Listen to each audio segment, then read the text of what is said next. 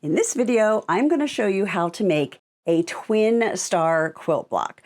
I love this quilt block because it's a little more forgiving than some of the other star quilt blocks because the points don't go all the way to the end. So if you don't have that perfect 1/4 inch beyond them, it's going to be totally fine. This quilt block is featured in my Stars Over Bethlehem quilt as well as my Starry Night quilt pattern, which you may be able to find in your favorite quilt shop, or you can also find it as a digital download in my Etsy shop. In addition to showing you how to make this block, I'm going to show you a few different options. So you'll notice on this one, we have the contrasting color in the forefront, and then I'm going to show you how it looks different when that contrasting color is more in the background. See how that gives a very different look. Can't see me, but you can see the look. I'm also going to show you how taking the time to fussy cut, meaning deciding exactly what is going to be in that center square, gives a much more polished and finished look than just cutting at random, because then we have parts of the scene cut off. So it is made out of 4 of these and 5 squares. Ready to get started? Let's do it. This is a 9.5 inch unfinished. It would be a 9 inch finished once it's sewn into a project. And for that, we are going to need 4 of each color for the points, 2 3/4 inch squares. The center is a 3.5 inch square. And then we need 8 of these border squares, which are the 4 corners and also used in the points. Those are also 3.5 inch squares. So let's talk about how to fussy cut your center versus just taking whatever ends up off the edge of your fabric. We're going to start with this big piece of fabric, and this is the main fabric from my Come Let Us Adore Him fabric line from Riley Blake Designs. If you weren't fussy cutting, you would just take your ruler, you would go 3.5 inches over, and you would cut a 3.5 inch strip. Or you could use a scrap because we really don't need that much if we're only going to be making one. You want to make sure your blocks are nice and square. I've also starched all of my fabric. That is the secret ingredient to good quilt blocks and good cut pieces of fabric. You always want to starch your fabric before you cut, because sometimes the starch will change the shape a little bit of your fabric, and you don't want it to change once you have cut it to the perfect size. So now I'm just going from the end and I'm cutting a 3.5 inch square. Let's see what we got. Well, that's going to look kind of awful in the center of a block. Let's just see what that would look like.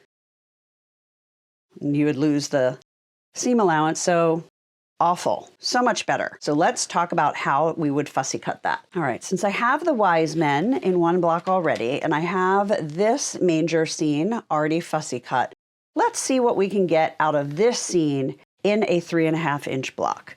Now, how you go about this will depend on the type of rulers that you have. If you only have one long ruler or rectangular rulers, what I recommend is grabbing some tape. You can use washi tape. I'm going to be using painter's tape, and I'm going to tape off 3.5 inches on my ruler. So just double check, 1, 2, 3, half, 1, 2, 3, half. Okay, so now we can see what is going to be in our 3.5 inch square.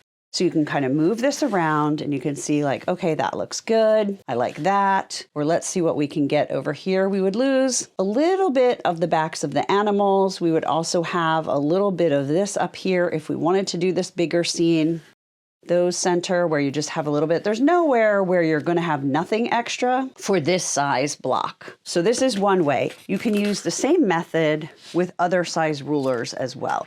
So this ruler is a 4.5 inch square. I could just tape it off, do the same thing. I'm always super happy when I have the exact size square that I need to cut my fabric. And this is a 3.5 inch square, and it is called a trim it ruler because the blue is a 1/4 inch. So that shows you your seam allowances, and this is awesome. So when I put this down, not only can I see the size of the block, but I know what I'm going to lose. Anything that is under that blue is what we will lose when we sew it together. So I'm going to say, I want it right there. So once I decide on the placement of my block when I'm fussy cutting, I then come back with a longer ruler and I butt it up against the edge. Then I'm going to double check and make sure it is straight along this cut edge, because I don't know that I've put that completely straight. So I'm going to move that and I'm going to cut.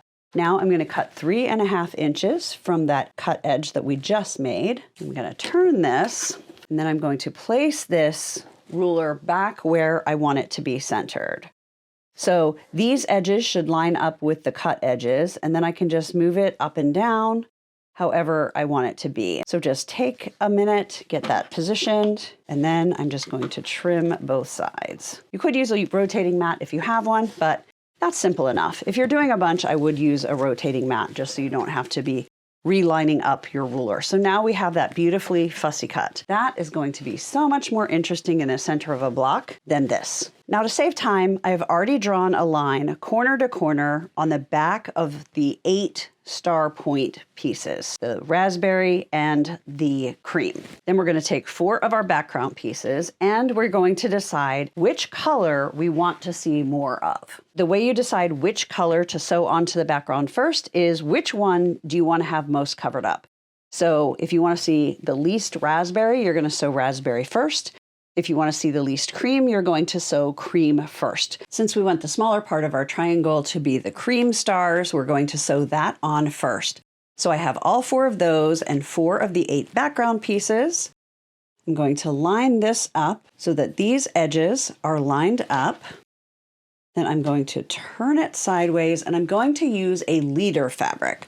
What a leader fabric does, it's just a scrap of fabric. And you're going to start sewing in that. So we don't have to worry about knotted bobbin thread or what we like to call a bird's nest, and we don't have to pull up the bobbin thread.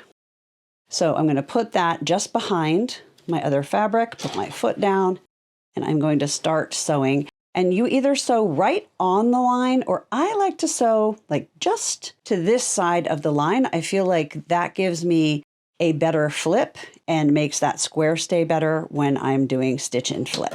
Now we're going to daisy chain this so that we're not having to use the leader fabric every time. And this is called a stitch and flip method because what we are doing is we are putting this square here. We're going to stitch, we're going to trim, and then we are going to flip this piece of fabric to replace this corner of this square. It's also called a snowball, because it looks like a snowball if you do this in 4 corners, but we are only going to be doing it in 2 to make this twin star look. Now, you could put this way, but I find it a little harder to get lined up. So I usually just alternate so that these are parallel and it's starting more like that instead of having the fabrics overlap. Personal preference, but I definitely find that I get better results doing it that way. Let me know in the comments if you do it this way too, if you've ever tried it, if you've noticed a difference. You can pin these if you want to, but I feel like for the size, if you're just very careful right now before you put them down and make sure this is lined up well, you're going to get just as good results. So now we have our 4 pieces. I'm going to cut that leader fabric off. And then just trim these apart. This is old school, trimming them with scissors. So now we need to go trim and flip. Next, we are going to trim 1/4 inch from that stitch line on the outside. So the side that we're going to be replacing when we press that. And I really like these trim it rulers for this as well, because it makes it very mindless to just put that blue edge right against that stitch line and trim super fast. Now, another thing that I do, which is more efficient, especially if you're having to trim a lot of things, is I'll get them all lined up, but make sure they are far apart enough that you can move your ruler and your rotary cutter around and get these all trimmed without having to pick everything up and put it down for every single piece. Sometimes it's these little things that make things come together a bit quicker. Next, we are going to set the seam, and that basically means we're going to just quickly press over it before we ever flip anything. And I'm going to use my tailor's clapper, shorter one's called a quilter's clapper, and press that just to get any air, space, wiggle out of the fabric, and just set that seam. Now I'm going to push that forward and press. And again, with the quilter's clapper, just to press that down. So now you'll see we have the same size square that we started with, but we have a corner that is with the cream. So we're going to do the other 3, and then we're going to replace this side with the raspberry.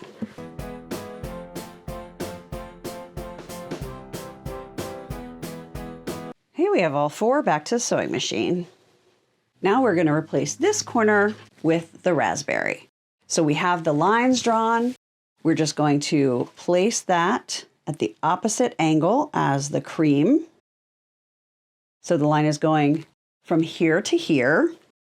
I'm going to use our leader fabric again to get that started, and we are going to sew all 4 on.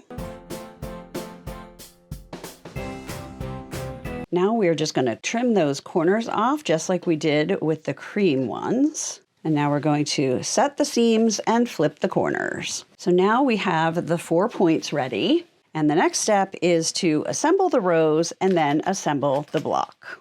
And for that, I like to use a design board. So a design board is basically foam core with batting put on top and fabric around the edge. Riley Blake does sell these. I believe Lori Holt created this amazing invention. If you can't find them, I do have a tutorial for how to make them yourself. There'll be a link in the video description.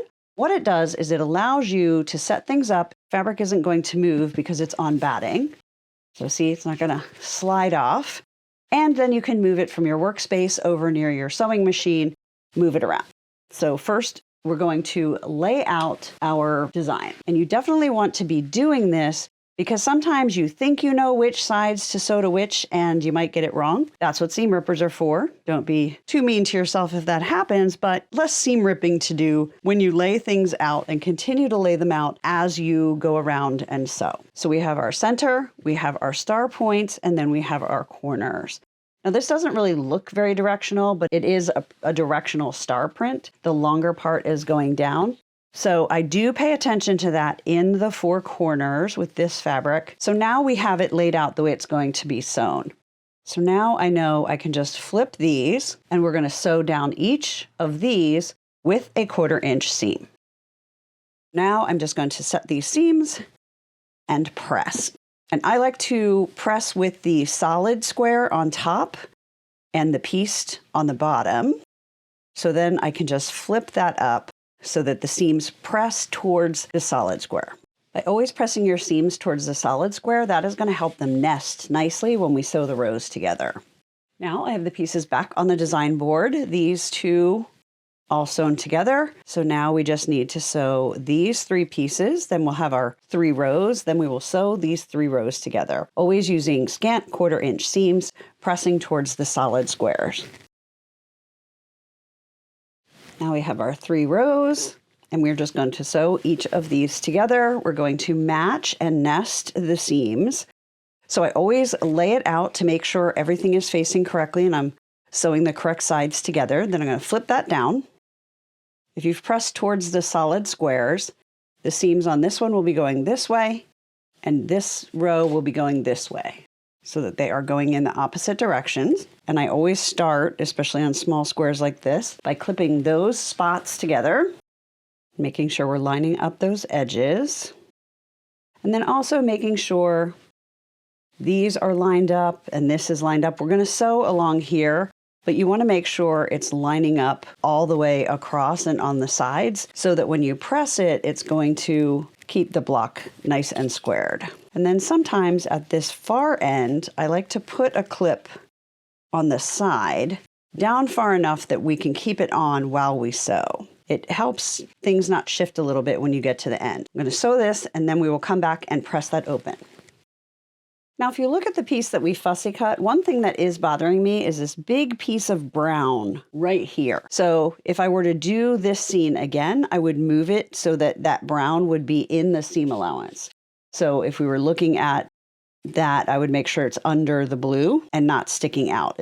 I don't know, it's fine, but it's distracting to me. So now we just need to clip this edge together. Clipping your rows where you can see all of it, you're going to be nesting the seams up here like I showed you and making sure these raw edges are lined up. To make sure everything is straight, you want to make sure this seam line is lined up there and that the sides are lined up. I'm going to give you your best square when it is all sewn and pressed.